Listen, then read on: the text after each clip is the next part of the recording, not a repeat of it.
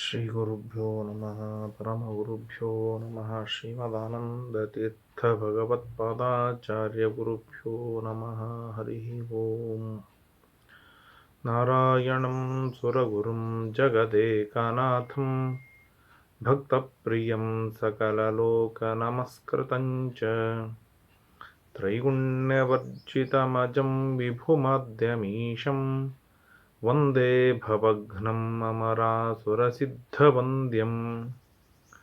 ನಾರಾಯಣಾಯ ಪರಿಪೂರ್ಣಗುಣರ್ಣವಾಯ ವಿಶ್ವೋದಯಸ್ಥಿತಿಲಯೋನ್ನಿಯತಿಪ್ರದಾಯ ಜ್ಞಾನಪ್ರದಾಯ ವಿಬುಧಾಸುರಸೌಖ್ಯದುಃಖ ಸತ್ಕಾರಣಾಯ ವಿತತಾಯ ನಮೋ ನಮಸ್ತೆ.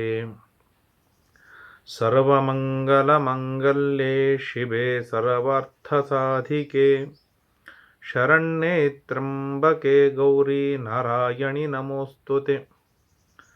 ಧರ್ಮವಿಜ್ಞಾನವೈರಾಗ್ಯ ಪರಮೈಶ್ವರ್ಯಶಾಲಿನಃ ಆನಂದತೀರ್ಥಭಗವತ್ಪದಾನ್ ವಂದೇ ನಿರಂತರಂ. ನಮೋऽस्तु ತಾತ್ವಿಕಾ ದೇವಾಃ ವಿಷ್ಣುಭಕ್ತಿಪರಾಯಣಾಃ ಧರ್ಮಮಾರ್ಗೇ ಪ್ರೇರಯन्तु ಭವಂತಃ ಸರ್ವ ಏವ ಹಿ. ಆನಂದತೀರ್ಥೋಪದಿಷ್ಟೋ ನಿಧಿರ್ನಾರಾಯಣಾಹ್ವಯಃ ಪ್ರದರ್ಶಿತೋ ಯೇನ ಸಮ್ಯಕ್ ಜಯತೀರ್ಥಂ ತಮಾಶ್ರಯೇ. ನೌಮಿನ್ಯಾಯಸುಧಾದಿಕೃಜ್ಜಯಮುನೀನ್ ಶ್ರೀಪಾದರಾಟ್ಸನ್ಮಣೀನ್ ವ್ಯಾಸಾರ್ಯಾನ್ ವಿವಿಧಾಗಮಬ್ಧಿವಿಹರಾನ್ ಶ್ರೀವಾದಿರಾಜಾನಪಿ ವಂದೇ ಹಂಸವರಾನ್ ರಘುತ್ತಮಗುರೂನ್ ವೈದಗ್ಧ್ಯಪರಾಂ ನಿಧೀನ್ ಶ್ರೀಸತ್ಯವ್ರತರಾಘವೇಂದ್ರಮುನಿಪಾನ್ ಸದ್ಬೋಧಸಧ್ಯಾನಪಾನ್. ತವ ಸಂಕೀರ್ತನಂ ವೇದಶಾಸ್ತ್ರಾರ್ಥಜ್ಞಾನಸಿದ್ಧಯೇ ವಿದ್ಯಾಪೀಠವಿಧಾತಾರಂ ವಿದ್ಯಾವಾರಿಧಿಚಂದಿರಂ ವಿದ್ಯಾರ್ಥಿವತ್ಸಲಂ ವಂದೇ ಮಹಾಮಹಿಮಸದ್ಗುರುಂ ಆಪಾದಮೌಲಿಪರ್ಯಂತಂ. ಗುರುಣಾಮಾಕೃತಿಂ ಸ್ಮರೇತ್ತೇನ ವಿಘ್ನಾಃ ಪ್ರಣಶ್ಯಂತಿ ಸಿದ್ಧ್ಯಂತಿ ಚ ಮನೋರಥಾಃ. ಶ್ರೀಗುರು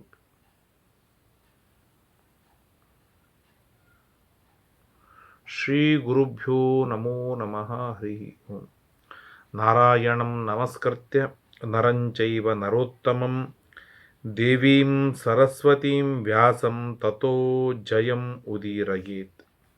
ಮಹತ್ವಾದ್ ಭಾರವತ್ವಾಚ್ಚ ಮಹಾಭಾರತಮುಚ್ಯತೆ ನಿರುಕ್ತಮಸ್ಯ ಯೋ ವೇದ ಸರ್ವಪಾಪೈಃ ಪ್ರಮುಚ್ಯತೆ.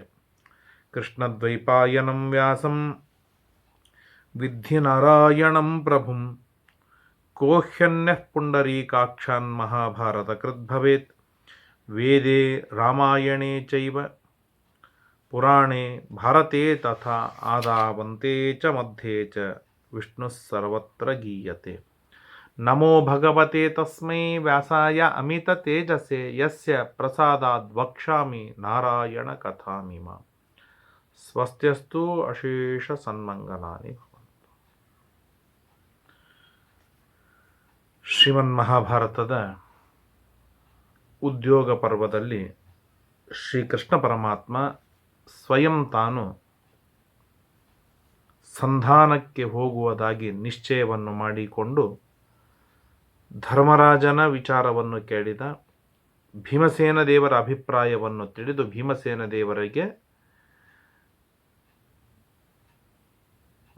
ದೇವರ ಅಭಿಪ್ರಾಯ ಹೀಗಿತ್ತು: ನಮ್ಮ ನಿಮಿತ್ತಕವಾಗಿ ಕೌರವರ ನಾಶವಾಗಬಾರದು ಎಂದಿತ್ತು. ಶ್ರೀಕೃಷ್ಣ ಪರಮಾತ್ಮ ಹಾಗೆಲ್ಲ ಇಲ್ಲ, ಯುದ್ಧ ಆಗಲೇಬೇಕು ಅಂತ ಗಟ್ಟಿಯಾಗಿ ಪ್ರತಿಪಾದನೆಯನ್ನು ಮಾಡಿ ತಿಳಿಸಿಕೊಟ್ಟ.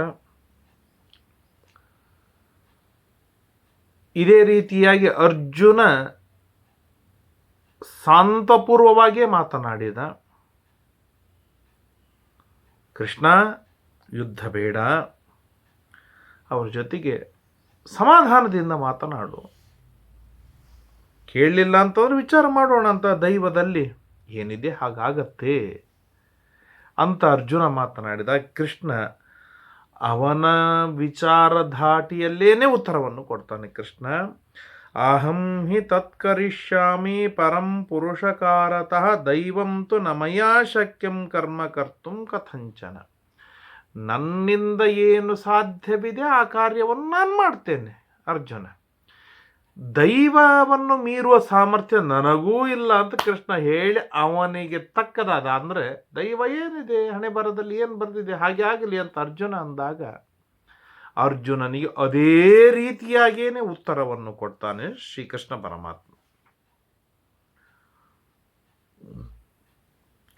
ಸಹಿ ಧರ್ಮಂಚ ಲೋಕಂಚ ತ್ಯಕ್ವಾ ಚರತಿ ದುರ್ಮತಿ. ಆ ದುರ್ಯೋಧನ ಧರ್ಮವನ್ನು ಲೋಕವನ್ನು ಬಿಟ್ಟು ಹಾಕಿದ್ದಾನೆ. ಅವನಿಗೆ ಏನಾದರೂ ಕೂಡ ಅವನಿಗೇನು ಪಶ್ಚಾತ್ತಾಪ ಅನಿಸುವುದಿಲ್ಲ, ತಪ್ಪಾಯಿತು ಅಂತ ಅನಿಸುವುದಿಲ್ಲ. ನಾವು ಎಷ್ಟು ಬೇಡಿದರೂ ಅವನು ರಾಜ್ಯ ಕೊಡ್ಲಿಕ್ಕೆ ಸಾಧ್ಯವಿಲ್ಲ. ಆದ್ದರಿಂದಾಗಿ ಏನು ಅರ್ಜುನ, ನಿನಗಾಗಿ ಇದು ಇಷ್ಟು ನಿಶ್ಚಿತ, ಆದರೂ ನಿನಗಾಗಿ ನಾ ಏನು ಮಾಡ್ತೇನೆ ಅಂದರೆ ಅಸಕೃಚ್ಚಾಪ್ಯಹಂ ತೇನ ತತ್ಕೃತೆ ಪಾರ್ಥಭೇದಿತ ನ ಮಯ ತದ್ಗೃಹೀತಂಚ ಪಾಪಂ ತಸ್ಯ ಚಿಕಿರ್ಷತಂ. ಒಂದು ತಪ್ಪಲ್ಲ, ಎರಡು ತಪ್ಪಲ್ಲ, ಅಸಕೃತ ಮೇಲಿಂದ ತಪ್ಪುಗಳನ್ನು ಮಾಡಿದ್ದಾನೆ. ಅವನ ಜೊತೆಗೆ ಸಂಧಿಯನ್ನು ಹೇಗೆ ಅಪೇಕ್ಷೆ ಪಡ್ತೀಯ ಅರ್ಜುನ ನೀನು? ಯತ್ತು ವಾಚ ಮಯಾ ಶಕ್ಯಂ ಕರ್ಮಣ ವಾಪಿ ಪಾಂಡವ ಕರಿಷ್ಯೆ ತದಹಂ ಪಾರ್ಥ ನತ್ವಾಶಾಂಸೆ ಶಮಂ ಪರೈ. ಒಂದು ತಿಳಿದುಕೋ ಅರ್ಜುನ, ಮಾತಿನಿಂದ ಏನು ಮಾತಾಡಬೇಕು ಅದನ್ನು ಮಾತಿನಿಂದ ಮಾಡ್ತೇನೆ, ಏನು ಕ್ರಿಯಾದಿಂದ ನಡೆದುಕೊಳ್ಳಬೇಕು ಅದೆಲ್ಲ ಕ್ರಿಯೆಗಳಿಂದಲೂ ನಾನು ನಡೆದುಕೊಳ್ತೇನೆ. ಆದರೆ ಆ ದುಷ್ಟರ ಜೊತೆಗೆ ಶಮ ಶಾಂತಿ ಅನ್ನೋದೇನಿದೆ ಸರ್ವಥಾ ಸಾಧ್ಯವಿಲ್ಲ ಅಂತ ಹೇಳಿ ಸ್ಪಷ್ಟವಾಗಿ ಹೇಳ್ತಾನೆ. ಸ್ಪಷ್ಟವಾಗಿ ಶ್ರೀಕೃಷ್ಣ ಪರಮಾತ್ಮ ಹೇಳ್ತಾನೆ. ತುಂಬ ವಿಚಿತ್ರವಾದ್ದು, ಕೃಷ್ಣ ಎನ್ನುವಂಥ ಒಂದು ಗೆಳೆಯ, ಆತ್ಮೀಯ, ಸಖ, ಮಿತ್ರ, ಸ್ವಾಮಿ, ಇಷ್ಟದೈವ ಒಬ್ಬ ವ್ಯಕ್ತಿ ಇರಲೇಬೇಕು. ಅಲ್ಲಿ ಯಾಕೆ ಕೃಷ್ಣನಲ್ಲಿ ಸ್ವಾರ್ಥವಿಲ್ಲ, ಕೃಷ್ಣನಲ್ಲಿ ಪಾಂಡವರ ಹಿತವಿದೆ. ಹೇಗೆಲ್ಲ ಕೃಷ್ಣನ ಅನಿವಾರ್ಯತೆ ಯಾಕೆ ಆಯಿತು ಅಂತಂದರೆ, ಮೊಟ್ಟ ಮೊದಲಿನಿಂದ ನಾವು ನೋಡೋಣ. ವನಕ್ಕೆ ಬಂದಾಗ ಭೀಮ ಹೇಳಿದ ಇವತ್ತಿಗೆ 16 ದಿನ ಅಂತಂದರೆ 16 ವರ್ಷಗಳಾಯಿತು, 14 ದಿನ ಅಂತಂದರೆ 14 ವರ್ಷಗಳಾಯಿತು, 12 ವರ್ಷದ ವನವಾಸನೂ ಆಯಿತು, 1 ದಿನದ ಅಜ್ಞಾತವಾಸನೂ ಆಯಿತು, ನಿನ್ನ ಅನುಮತಿಯನ್ನು ಕೊಡು, ಹಾಕಿ ಕೊಟ್ಟಿ ಬರ್ತೇನೆ ಎಲ್ಲ ಕೌರವರನ್ನು ಅಂತ ಭೀಮ ಹೇಳಿದ. ಆ ಭೀಮನಿಗೆ ದ್ರೌಪದಿ ಪ್ರಚೋದನೆಯನ್ನು ಮಾಡಿ ಪ್ರೇರಣೆಯನ್ನು ಮಾಡಿ ಕೊಟ್ಟು ಕಳಿಸಿ ಕೃಷ್ಣ ಪ್ರಸ್ತಾವ ಹೇತವೇ ಅಂತ ಹೇಳಿದ ಹಾಗೆ ಭೀಮ ದ್ರೌಪದಿಯನ್ನು ಕಳಿಸಿದ. ಆಮೇಲೆ ಭೀಮಸೇನ ದೇವರು ಗಟ್ಟಿಯಾಗಿ ಆರ್ಗ್ಯುಮೆಂಟ್ ಮಾಡಿದರು.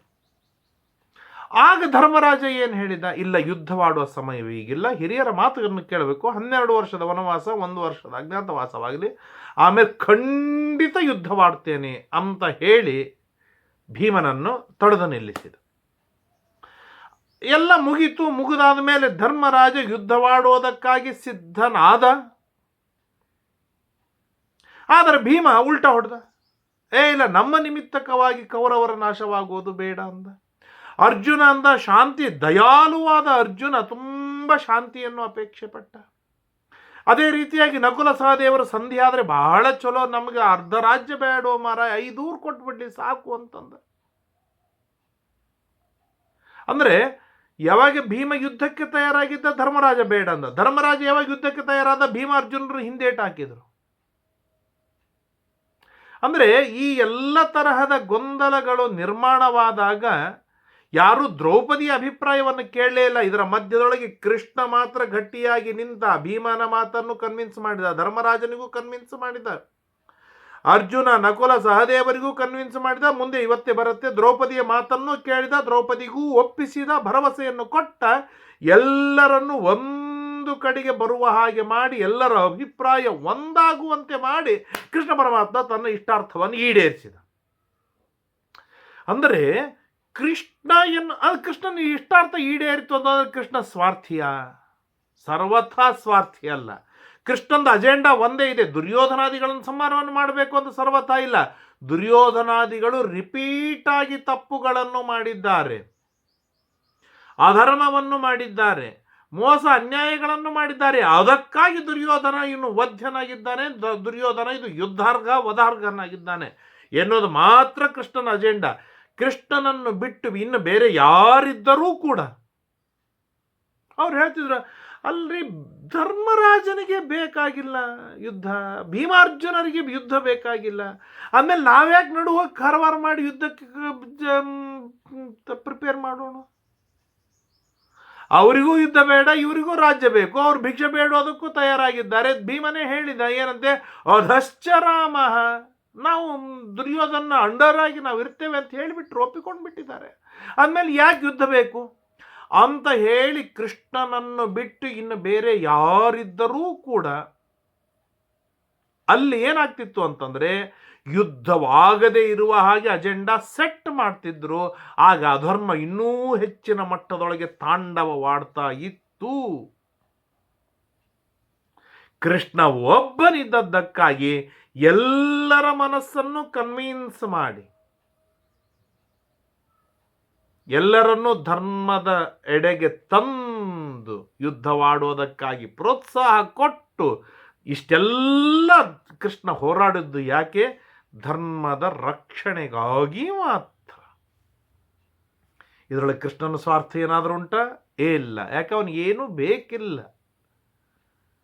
ಹಾಗಾದರೆ ಮಾಡಿದ್ದು ಯಾಕೆ? ಧರ್ಮದಿಂದ ಜಗತ್ತು ಸುಖವಾಗಿರತ್ತೆ ಎನ್ನುವ ಕಾರಣಕ್ಕಾಗಿ, ಧರ್ಮದ ರಕ್ಷಣೆಗಾಗಿ ಕೃಷ್ಣ ಈ ಮಟ್ಟಕ್ಕೆ ಹೋರಾಡಬೇಕಾಯಿತು. ಇದು ಕೃಷ್ಣನ ಬುದ್ಧಿವಂತಿಕೆ, ಕೃಷ್ಣನ ನೀತಿ, ಕೃಷ್ಣನ ನಿಯತ್. ನಾವು ಬಹಳ ಸ್ಪಷ್ಟವಾಗಿ ಗಟ್ಟಿಯಾಗಿ ತಿಳಿದುಕೊಳ್ಳಬೇಕು. ಅನೇಕರು ಹೇಳುವುದುಂಟು, ಕೃಷ್ಣ ಯುದ್ಧ ಬೇಡ ಅಂದಿದ್ರೆ ಯುದ್ಧವಾಗ್ತಿದ್ದಿಲ್ಲ. ಕೃಷ್ಣ ಯಾಕೆ ಯುದ್ಧ ಬೇಡ ಅನ್ಬೇಕು? ಇದಕ್ಕೆ ಉತ್ತರವಿಲ್ಲ. ಯಾಕೆಂತಂದ್ರೆ ನಾವು ಎಲ್ಲರೂ ಏನ್ ಮಾಡ್ತೇವೆ ಅಂತಂದ್ರೆ, ಏನಾದ್ರಾಗ್ಲಿ ಮಾಡಬೋ, ಈ ಕಲಹ ಯಾಕೆ ಅಧರ್ಮವಾಗತ್ತಾ ಆಗ್ಲಿ, ನಮ್ಗೇನು ಸಂಬಂಧವಿದೆ? ಅಧರ್ಮ ನಡೆಯತ್ತಾ ನಡಿಯಲಿ, ನಾವು ಯಾಕೆ ನಡುವಲ್ಲಿ ಇನ್ವಾಲ್ವ್ ಆಗಬೇಕು ಅಂತ ಹೇಳಿ ಒಂದು ರೀತಿಯಿಂದ ನಾವು ಬ್ಯಾಕ್ಫೂಟಿಗೆ ಹೋಗಿ ಅಧರ್ಮದ ತಾಂಡವವಾಗುವುದಕ್ಕೆ, ಅಧರ್ಮ ನರ್ತನೆ ಮಾಡುವುದಕ್ಕಾಗಿ ನಮ್ಮೆಲ್ಲರೂ ಇಂಡೈರೆಕ್ಟ್ಲಿ ಸಪೋರ್ಟ್ ಇರುತ್ತೆ. ಕೃಷ್ಣ ಹಾಗೆ ಬಂದವನಲ್ಲ. ಕೃಷ್ಣನ ಸ್ಪಷ್ಟವಾದ ವಿಚಾರವಿದೆ. ಧರ್ಮ ಉಳಿಯಬೇಕು, ಅಧರ್ಮ ನಶಿಸಬೇಕು, ಅಧಾರ್ಮಿಕರು ಸಾಯ್ಬೇಕು. ಇದರಿಂದಲೇನೆ ಜಗತ್ತಿಗೆ ಹಿತವಿದೆ, ಜಗತ್ತಿಗೆ ಕ್ಷೇಮವಿದೆ, ಜಗತ್ತಿಗೆ ಮಂಗಳವಿದೆ ಎಂಬುದಾಗಿ ಗಟ್ಟಿಯಾಗಿ ತಿಳಿದವನು ಶ್ರೀಕೃಷ್ಣ. ಅದೇ ರೀತಿಯೊಳಗೆ ತನ್ನ ಎಲ್ಲ ಬುದ್ಧಿ, ತನ್ನ ಎಲ್ಲ ಶಕ್ತಿ ಪ್ರಯೋಗಿಸಿ ಎಲ್ಲರನ್ನು ಒಂದು ಮಾಡ್ತಾನೆ ಕೃಷ್ಣ. ಹಾಗಾಗಿ ಕೃಷ್ಣನಂಥವನು ಬೇಕು. ಕೃಷ್ಣನಂಥವನು ಜಗತ್ತಿನಲ್ಲಿ ಯಾರು ಇಲ್ಲ. ಆದ್ರಿಂದಾಗಿ ನಮಗೆ ಕೃಷ್ಣನ್ನೇ ಬೇಕು. ಕೃಷ್ಣ ಬೇಕಂದ್ರೆ ನಾವೇನು ಮಾಡಬೇಕು? ನಿರಂತರವಾಗಿ ಕೃಷ್ಣ ಮಂತ್ರ ಜಪ, ಭಾಗವತ, ಭಗವದ್ಗೀತಾ, ಮಹಾಭಾರತ ಇತ್ಯಾದಿಗಳ ನಿರಂತರವಾದ ಅಧ್ಯಯನ, ಅಲ್ಲಿರುವ ಕಥಾಶ್ರವಣ, ಅಲ್ಲಿರುವ ವಿಚಾರಧಾರೆಗಳನ್ನು ನಾವು ತಿಳಿದುಕೊಳ್ತಾ ಹೋದಾಗ ಕೃಷ್ಣನೇ ನಮ್ಮ ಜೊತೆಗೆ ಇರ್ತಾನೆ, ನಮ್ಮನ್ನು ಸರಿಯಾದ ಮಾರ್ಗದಲ್ಲಿ ತೋರಿಸ್ತಾನೆ ಎಂಬುದಾಗಿ ನಾವು ಭಾವಿಸಬಹುದು. ಇಷ್ಟಾದ ಮೇಲೆ ಕೃಷ್ಣ ಪರಮಾತ್ಮ ಅಲ್ಲೇ ಪಕ್ಕದಲ್ಲಿಗೆ ದ್ರೌಪದಿ ಕೂತಿರ್ತಾಳೆ. ದ್ರೌಪದಿ ಕಡೆ ಮುಖ ಮಾಡಿ ಕೇಳ್ತಾನೆ, ನಿನ್ನ ಅಭಿಪ್ರಾಯವೇನು? ಯುದ್ಧ ಬೇಕಂತೀಯ, ಯುದ್ಧ ಬೇಡಂತೀಯ, ಸಂಧಿ ಬೇಕಾ, ಯುದ್ಧವಾಗಬೇಕಾ, ನಿನ್ನ ಅಭಿಪ್ರಾಯ ಏನಿದೆ ಹೇಳು. ಆಗ ಹೇಳ್ತಾಳೆ, ಮೊಟ್ಟ ಮೊದಲಿಗೆ ಸುತಾ ದ್ರುಪದರಾಜಸ್ಯ ಸ್ವಸಿತಾಯತ ಮೂರ್ಧಜ ಸಂಪೂಜ್ಯ ಸಹದೇವಂಚ ಸಾತ್ಯಕಿಂಚ ಮಹಾರಥಂ ಭೀಮಸೇನಂಚ ಸಂಶಾಂತಂ ದೃಷ್ಟ್ವಾ ಪರಮದುರ್ಮನ. ಶಾಂತವಾಗಿ ಕುಳಿತುಕೊಂಡ ಭೀಮ, ಅರ್ಜುನ, ನಕುಲಾದಿಗಳನ್ನು ಧರ್ಮರಾಜ ಅವನು ರಾಜ, ಅವನು ನೋಡುವ ಇವ್ರನ್ನೆಲ್ಲರನ್ನು ನೋಡ್ತಾಳೆ ಒಂಥರ ಸಿಟ್ಟಿನಿಂದ. ದ್ರೌಪದಿ ಅಶ್ರುಪೂರ್ಣೇಕ್ಷಣ, ಕಣ್ಣು ತುಂಬ ನೀರು ತುಂಬಿಕೊಂಡಿದೆ, ಗದ್ಗದಿತವಾಗಿದೆ, ದಳ ದಳ ದಳ ಕಣ್ಣಾಗಿ ನೀರು ಸುರಿತಾ ಇದೆ. ಮಾತನಾಡ್ತಾ ಇದ್ದಾನೆ. ವಿದಿತಂತೆ ಮಹಾಬಾಹೋ ಧರ್ಮಜ್ಞ ಮಧುಸೂದನ, ಹೇ ಧರ್ಮಜ್ಞ, ಧರ್ಮವಿತ್ ನೀನು, ಧರ್ಮ ರಕ್ಷಕ ನೀನು, ಧರ್ಮಜ್ಞ ನೀನು, ಧರ್ಮ ಪ್ರೇರಕ ನೀನು, ಧರ್ಮ ಪ್ರವರ್ತಕ ನೀನು, ಧರ್ಮ ಸಂಸ್ಥಾಪಕ ನೀನು. ನಿನಗೆ ತಿಳಿಯದೇ ಇದ್ದ ವಿಷಯ ಯಾವುದಿದೆ ಹೇಳು ಜಗತ್ತಿನೊಳಗೆ? ಎಲ್ಲವೂ ನಿನಗೆ ಗೊತ್ತು, ನಾ ಏನು ಹೇಳೋದಿಲ್ಲ. ನಮ್ಮ ಧರ್ಮರಾಜ ಕೇಳಿದ ಏನಂತೆ, 5 ಊರುಗಳನ್ನು ಕೊಡುವಂತ ಕೇಳಿದ. ಅವಿಸ್ಥಲಂ ವೃಕಸ್ಥಲಂ ಮಾಕಂದಿ ವಾರಣಾವತಂ ಕಿಂಚಿದೇಕಂ. ನಿನ್ನ ಮನಸ್ಸಿಗೆ ಬಂದದ್ದು ಒಂದು 5 ಊರುಗಳನ್ನು ಕೇಳಿದ. ಅಪ್ರದಾನೇನ ರಾಜ್ಯಸ್ಯ ಯದಿ ಕೃಷ್ಣ ಸುಯೋಧನ ಸಂಧಿಮಿಚ್ಛೇನ್ ನ ಕರ್ತವ್ಯಂ ತತ್ರ ಗತ್ವಾ ಕಥಂಚನ. ನೋಡು ಕೃಷ್ಣ, 5 ಊರುಗಳಲ್ಲ, ಅರ್ಧ ರಾಜ್ಯವನ್ನು ದುರ್ಯೋಧನ ಕೊಡದೇ ಇದ್ದರೆ, ಅರ್ಧ ರಾಜ್ಯವನ್ನು ನಾನು ಕೊಡುವುದಿಲ್ಲ, 5 ಊರುಗಳನ್ನು ನಾನು ಕೊಡುವುದಿಲ್ಲ, ಆದರೆ ಸಂಧಿಯಾಗಬೇಕು ಅಂತ ಅಪೇಕ್ಷೆ ಏನಾದರೂ ಇದ್ರೆ ಸರ್ವಥಾ ಆ ಸಂಧಾನಕ್ಕೆ ನೀನು ಒಪ್ಪುವ ಹಾಗಿಲ್ಲ. ಖಡಾಮುಡಿಯಾಗಿ ಹೇಳ್ತಾಳೆ ದ್ರೌಪದಿ. ಅಪ್ರಧಾನೇನ ರಾಜ್ಯಸ್ಯ, ರಾಜ್ಯವನ್ನು ಕೊಡದೆ ಸಂಧಿಯಾಗಬೇಕಾಗಿತ್ತು ಅಂತಾಗಿದ್ದರೆ ಆ ಸಂಧಾನವನ್ನು ಮಾಡಿಕೊಳ್ಳಬೇಕಾದ ಅವಶ್ಯಕತೆ ಅಗತ್ಯತೆ ನಿನಗಿಲ್ಲ ಕೃಷ್ಣ. ನಹಿ ಸಾಮ್ನಾ ನ ದಾನೇನ ಶಕ್ಯೋರ್ಥಸ್ತೇಷು ಕಂಚನ ತಸ್ಮಾತ್ ತೇಷು ನ ಕರ್ತವ್ಯ. ಸಾಮದಿಂದ ದಾನದಿಂದ ನಾವು ಹೇಳಿದಾಗ ಅದನ್ನು ಕೇಳದೇ ಇದ್ದ ವ್ಯಕ್ತಿಯ ಮೇಲೆ ಕೃಪೆ ಮಾಡುವುದು ಏನಿದೆ ಅದಕ್ಕಿಂತಲೂ ಮೂರ್ಖತನ ಇನ್ಯಾವುದು ಜಗತ್ತಿನೊಳಗಿಲ್ಲ. ಮಹಾ ದೊಡ್ಡ ಮೂರ್ಖರಾಗಬೇಕಾಗತ್ತೆ. ಸಾಮ್ನಾ ದಾನೇನ ವಾ ಕೃಷ್ಣ ಏನ ಶಾಮ್ಯಂತಿ ಶತ್ರವಃ ಯೋಕ್ತಯಸ್ತೇಷು ದಂಡ. ಯಾರು ಸಾಮ ದಾನದಿಂದ ಯಾರು ಒಪ್ಪಿಕೊಳ್ಳದ ಶತ್ರುಗಳಿದ್ದಾರೆ ಅವರ ಮೇಲೆ ದಂಡ ಪ್ರಯೋಗವಾಗಲೇಬೇಕಲ್ವ ಕೃಷ್ಣ? ದಂಡ ಪ್ರಯೋಗವಾಗಬೇಕು. ಕ್ಷತ್ರಿಯೇಣ ಹಿ ಹಂತವ್ಯ.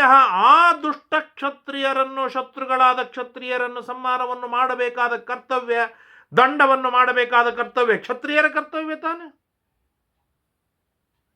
ಕ್ಷತ್ರಿಯನಾಗದೇ ಇರುವವರು ದಂಡ ಮಾಡಲಿಕ್ಕೆ ಸಾಧ್ಯವಿದೆಯಾ? ಹಾಗಾದರೆ ದಂಡ ಕೊಡುವುದು ಕ್ಷತ್ರಿಯನ ಧರ್ಮ ಅಂತಾದರೆ ಸ್ವಧರ್ಮವನ್ನು ಬಿಟ್ಟದ್ದಕ್ಕೆ ಹಾನಿ ನಮಗೆ ತಾನೇ ಆಗುವುದು. ಏನು ವಿಚಾರವನ್ನು ಮಾಡ್ತಾ ಇದ್ದಾರೆ ಇವರು? ಶಾಂತಿಯಾಗಲಿ ಸಮಾಧಾನವಾಗಲಿ ಅಂತ ಒಂದು ತಿಳ್ಕೊ ಕೃಷ್ಣ. ಒಂದು ನಾನು ಹೇಳ್ತೇನೆ, ಜಗತ್ತಿನೊಳಗೆ ನನ್ನಂತಹ ಸುಮಂಗಲಿ ಸ್ತ್ರೀ ಯಾರಿದ್ದಾರೆ ಹೇಳಿ? ಫಸ್ಟ್ ಅತ್ಯುತ್ಕೃಷ್ಟ ತಮಳಾದವಳು ದ್ರುಪದ ರಾಜನ ಮಗಳು ಹೇಳ್ತಾಳೆ, ಲೀಸ್ಟ್ ಮಾಡ್ತಾಳೆ ತನ್ನ ವೈಭವ, ತನ್ನ ಸರ್ವೋತ್ತಮತ್ವವನ್ನು ಹೇಗೆ ಪ್ರತಿಪಾದನೆಯನ್ನು ಮಾಡ್ತಾಳೆ ನೋಡಿ. ದ್ರುಪದ ರಾಜನ ಮಗಳು ನಾನು, ಮೊಟ್ಟ ಮೊದಲನೇದ್ದು. ವೇದಿ ಮಧ್ಯ ಸಮುದ್ಧಿತ, ಯಾವ ಅಯೋನಿಜಳಾದವಳು ನಾನು, ಯಜ್ಞಕುಂಡದಿಂದ ಹುಟ್ಟಿ ಬಂದವಳು ನಾನು, ಅಯೋನಿಜೆ, ದೇವತೆಗಳಂತೆ ಅಯೋನಿಜೆಯಾದವಳು ನಾನು. ಅಯೋನಿಜೆಯಾದ ದೃಷ್ಟದ್ಯುಮ್ನನ ತಂಗಿ ನಾನು, ದೃಷ್ಟದ್ಯುಮ್ನನ ತಂಗಿ ನಾನು.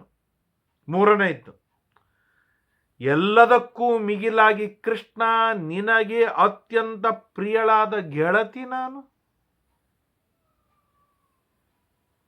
ನಿನಗೆ ಅತ್ಯಂತ ಪ್ರಿಯತಮಳಾದ ಗೆಳತಿ ಅಲ್ಲವೇ ನಾನು. ಆಜಮೀಢ ಕುಲಂ ಪ್ರಾಪ್ತ, ದೊಡ್ಡದಾಗಿರ್ತಕ್ಕಂಥ ಜಗತ್ತಿನೊಳಗೆ ಶ್ರೇಷ್ಠವಾಗಿರ್ತಕ್ಕಂಥ ಕುರುವಂಶಕ್ಕೆ ನಾನು ಸೊಸೆಯಾಗಿ ಹೋಗಿದ್ದೇನೆ. ಅದರೊಳಗೂ ಹಿರಿಯ ಸೊಸೆಯಾಗಿ ಹೋದವಳು ನಾನು. ಪಾಂಡುರಾಜನ, ಚಕ್ರವರ್ತಿಯಾಗಿರ್ತಕ್ಕಂಥ ಪಾಂಡುರಾಜನ ಸೊಸೆಯಾದವಳು ನಾನು. ಆರನೆಯದ್ದು, ಮಹಿಷಿ ಪಾಂಡುಪುತ್ರಾಣಂ ಧರ್ಮ ಭೀಮ ಅರ್ಜುನ ನಕುಲ ಸಹದೇವ ಅಂತ ಜಗಜ್ಜಟ್ಟಿಗಳ ಮಡದಿ ನಾನು, ಮಹಾರಾಣಿ ನಾನು, ಸೀಮಂತಿನಿ ನಾನು. ಅಷ್ಟೇ ಅಲ್ಲ, 5 ಜನ ಪರಾಕ್ರಮಿಗಳು, ಇಂದ್ರರಂತೆ ಪರಾಕ್ರಮವುಳ್ಳಂತಹ 5 ಜನರ ತಾಯಿ ನಾನು. ಅದರ ಜೊತೆಗೆ ಅಭಿಮನ್ಯುವಿನ ತಾಯಿಯೂ ನಾನು, ಪರಾಕ್ರಮಿಯಾದ ಅಭಿಮನ್ಯುವಿನ ತಾಯಿಯೂ ನಾನು. ಅಂತಹ ನನಗೆ ಆ ದುಷ್ಟ ದುಶ್ಯಾಸನ ನನ್ನ ತಲೆ ಕೈ ಹಾಕ್ತಾನೆ ಅಂದ್ರೆ ಏನು? ನನ್ನ ಕೂದಲುಗಳನ್ನು ಹಿಡಿತಾನೆ ಅಂದ್ರೆ ಏನದು? ಆ ದುಷ್ಟ ದುರ್ಯೋಧನ ದಾಸಿಯಾಗಿ ಹೋದ್ನಲ್ಲ ನಾನು. ಇದನ್ನು ನೋಡಿ ಇವರಿಗೆ ರಕ್ತ ಕುದೀತಿಲ್ವಾ? ಇವರಿಗೆ ತ್ರಾಸ ಆಗ್ತಾ ಇಲ್ವಾ? ಬೇಡ ಕೃಷ್ಣ, ಈ ಧರ್ಮಾದಿಗಳು ಭೀಮಾರ್ಜುನರು ಯುದ್ಧವಾಡುವುದಿಲ್ಲ, ಬೇಕಾಗಿಲ್ಲ. ವೃದ್ಧನಾದ ಮುದುಕನಾದ ದ್ರುಪದ ರಾಜ ಇದ್ದಾನೆ, ದೃಷ್ಟದ್ಯುಮ್ನ ಇದ್ದಾನೆ, ನನ್ನ ಉಳಿದ ತಮ್ಮಂದಿರು ಅಣ್ಣಂದಿರು ಇದ್ದಾರೆ, ನನ್ನ ಮಕ್ಕಳು 5 ಜನ ಇದ್ದಾರೆ, ಅಭಿಮನ್ಯು ಇದ್ದಾನೆ, ಇವ್ರನ್ನ ಕರೆದುಕೊಳ್ತೇನೆ. ಅಭಿಮನ್ಯುವನ್ನು ಮುಂದೆ ಮಾಡಿಕೊಂಡು ನಾನು ಸಮಗ್ರವಾದ ಯುದ್ಧವಾಡಿಸಿ ನಾನು ಅವ್ರನ್ನೆಲ್ಲರನ್ನು ಸಂಹಾರವನ್ನು ಮಾಡುತ್ತಿರ್ತೇನೆ. ನಾನು ಅದಾಸ ಅವತ್ತು ನನ್ನನ್ನು ಹಾಕಿ ಹಿಡಿದು ಎಳೆದುಕೊಂಡು ಬಂದು ನಿಲ್ಲಿಸಿದಾಗ ಏನೋ ಒಳ್ಳೆ ಬುದ್ಧಿ ಬಂತು ಆ ಪುಣ್ಯಾತ್ಮ ಧೃತರಾಷ್ಟ್ರ ವರ ಕೇಳಿದ. ಆಗ ನಾನು ಹೇಳಿದೆ, ನನ್ನ ಪತಿಗಳು ಅದಾಸರಾಗಬೇಕು, ದಾಸ್ಯ ಭಾವದಿಂದ ಮುಕ್ತರಾಗಬೇಕು, ಅವರ ರಥ ಅವರ ಆಯುಧಗಳಿಂದ ಸಹಿತರಾಗಿ ಅವರು ಮುಕ್ತರಾಗಿ ಹೋಗಬೇಕು ಅಂತ ವರ ಕೇಳಿದ್ದಕ್ಕಾಗಿ ಇವತ್ತು ನನ್ನ ಪತಿಯಂದರು ಸ್ವತಂತ್ರವಾಗಿ ಕುಳಿತುಕೊಂಡಿದ್ದಾರೆ. ಇಲ್ಲದೇ ಇದ್ರೆ ಅವರು ದಾಸರಾಗ್ತಿರ್ಲಿಲ್ವೇ? ದಿಕ್ಪಾರ್ಥಸ್ಯ ಧನುಷ್ಮತ್ತಾಂ ಭಾರೀಯ ಗಾಂಧೀವದನಸ್ಸು ಅಕ್ಷಯ ತುಳೂರಿ ಬತ್ತಳಿಕೆಯನ್ನು ಇಟ್ಟುಕೊಂಡಿರ್ತಕ್ಕಂಥ ಅರ್ಜುನನಿಗೆ ಧಿಕ್ಕಾರವಿರಲಿ. ಯುದ್ಧ ಬೇಡ ಅಂತಾನೆ, ಶಾಂತಿ ಬೇಕು ಅಂತಾನೆ, ಸಂಧಾನ ಬೇಕು ಅಂತಾನೆ. ಬಲಾಢ್ಯನಾಗಿರ್ತಕ್ಕಂಥ ಭೀಮಸೇನ ದೇವರಿಗೆ ದುಃಖಾರವಿರಲಿ.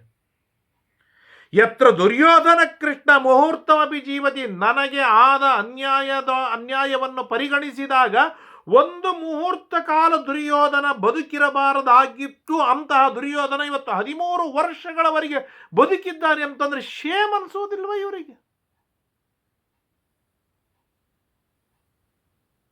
ಯದಿತೇಹಂ ಅನುಗ್ರಾಹ್ಯ ಯದಿತೇಸ್ತಿ ಕೃಪಾಮಯಿ, ನಿನ್ನಿಂದ ನಾನು ಅನುಗ್ರಹೀತಳಾಗಿದ್ದರೆ, ಅನುಗ್ರಹ ಮಾಡಬೇಕು ಎಂಬ ಅಪೇಕ್ಷೆ ನಿನಗಿದ್ದರೆ, ನಿನ್ನ ಕೃಪೆ ನನ್ನ ಮೇಲೆ ಇತ್ತು ಅಂತಾಗಿದ್ದರೆ ದುರ್ಯೋಧನಾದಿಗಳು ಇಂದು ಸಾಯಲಿಕ್ಕೆ ಬೇಕು ಕೃಷ್ಣ, ಯುದ್ಧವಾಗಬೇಕು.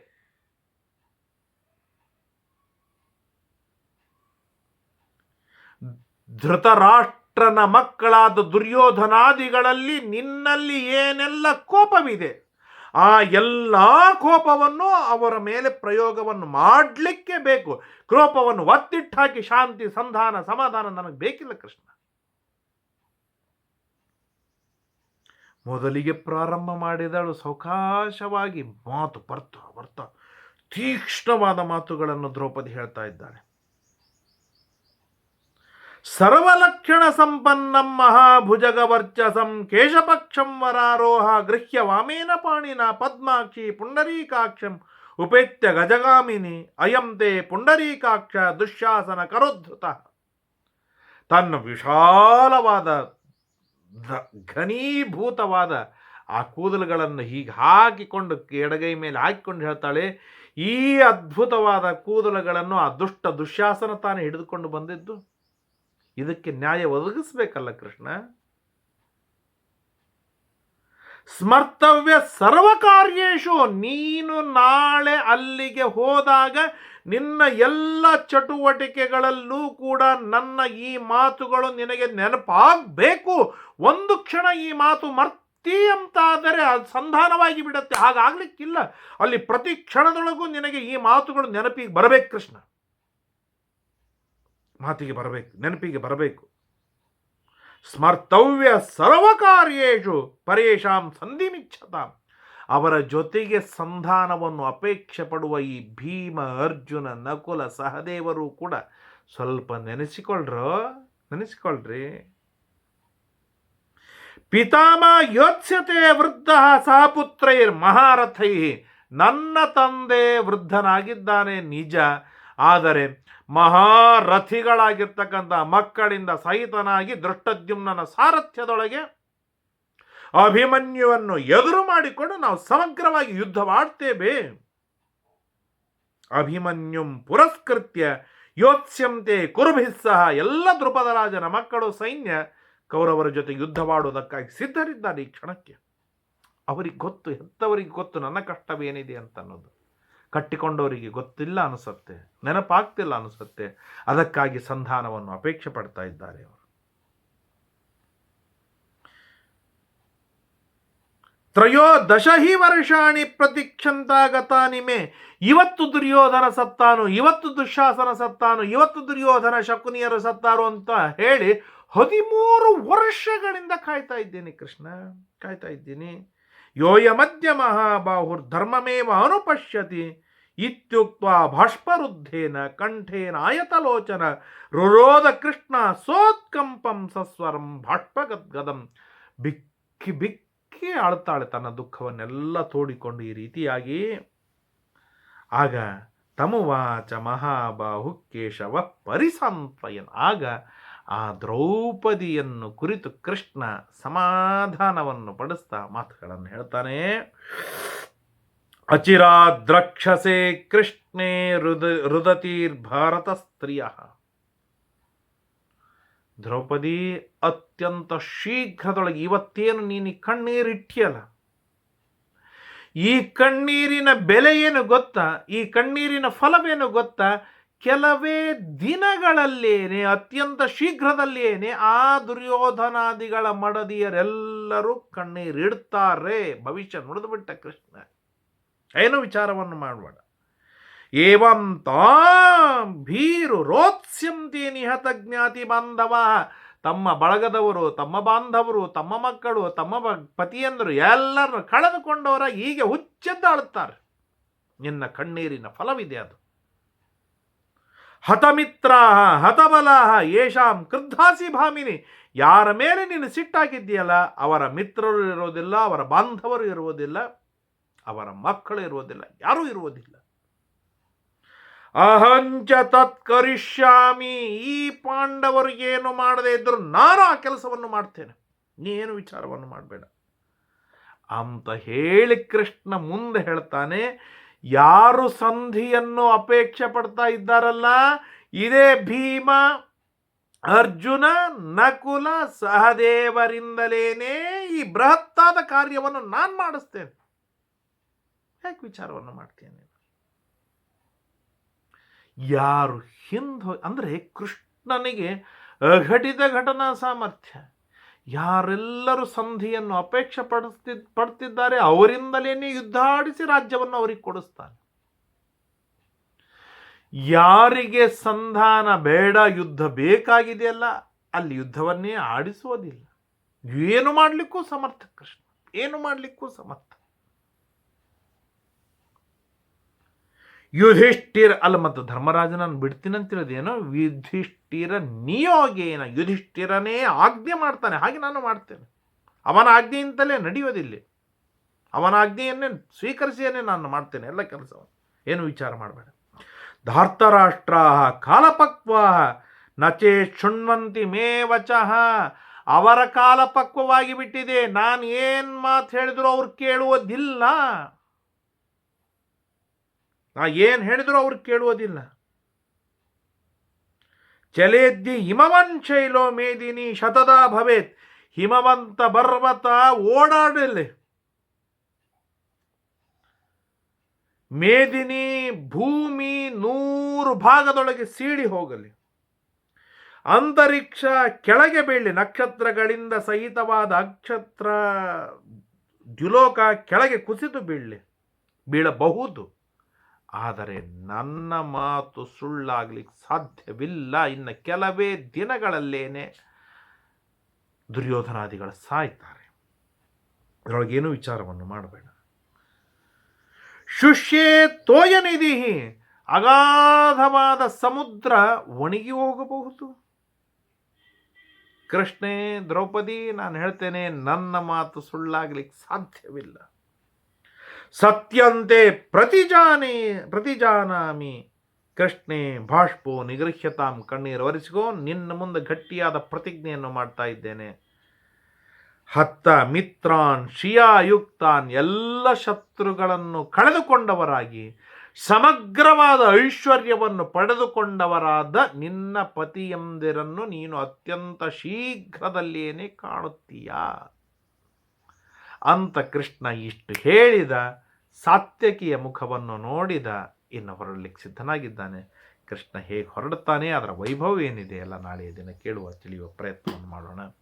ಹರಯೇ ನಮಃ. ಶ್ರೀಕೃಷ್ಣಾರ್ಪಣಮಸ್ತು. ಯಸ್ ಸರ್ವಗುಣ ಸಂಪೂರ್ಣಃ ಸರ್ವದೋಷ ವಿವರ್ಜಿತಃ ಪ್ರಿಯತಾಂ ಪ್ರೀತ ಏವಾಲಂ ವಿಷ್ಣುರ್ಮೇ ಪರಮಸ್ಸಹೃತ ಅನೇನ ಭಾವಿ ಯತ್ಪುಣ್ಯಂ ತದಾಪ್ನೋತು ಗುರುರ್ನಮಃ. ಶ್ರೀಕೃಷ್ಣಾರ್ಪಣಮಸ್ತು.